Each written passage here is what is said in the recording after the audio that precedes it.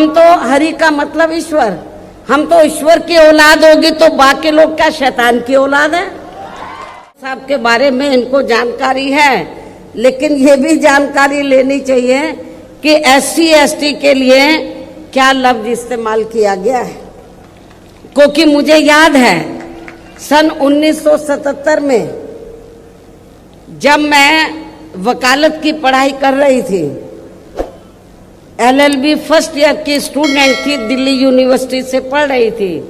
1977 में जनता पार्टी की सरकार बनी और इन्होंने वोट क्या कह के लिया था कि हम स्वर्गीय श्री बाबू जगजीवन राम जी को देश का प्रधानमंत्री बनाएंगे, जिसको कांग्रेस ने नहीं बनाया।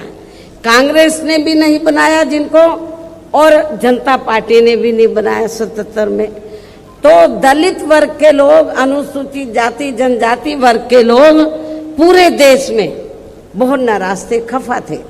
तो उस समय उन्होंने दिल्ली में एक 3 दिन का जाति तोड़ो सम्मेलन रखा और उसमें ऑल इंडिया की तरफ से, तो यूथ की तरफ से, नौजवानों की तरफ से मुझे उन्होंने इनवाइट किया बोलने के लिए। और जब मैं उस सम्मेलन में बोलने के लिए गई तो वहां पर जितने भी जनता पार्टी के नेता थे तो वो बार बार हरिजन हरिजन इस्तेमाल कर रहे थे। तो मैंने उनको कहा कि एक तरफ तो आप जाति तोड़ने की बात कर रहे हैं और दूसरी तरफ आप हरिजन कह रहे हैं।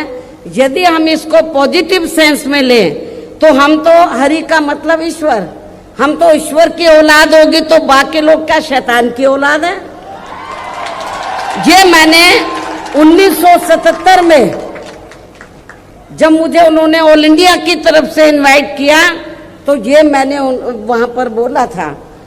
तो उधर ही जो जनता पार्टी के जो नेतागण लोग थे उन्होंने माफी मांगी और कहा कि, मैंने बोला कि आपको सरकार संविधान से चलती है और संविधान के हिसाब से आप लोगों को जो वीकर सेक्शन के लोग हैं तो उनको अनुसूचित जाति जनजाति और अन्य पिछड़ा वर्ग बोलना चाहिए, तो ये ज्यादा बेहतर होगा। उनको रियलाइज करना पड़ा और ये कहना पड़ा कि बहन जी जो बोल रही है वो सही बोल रही है।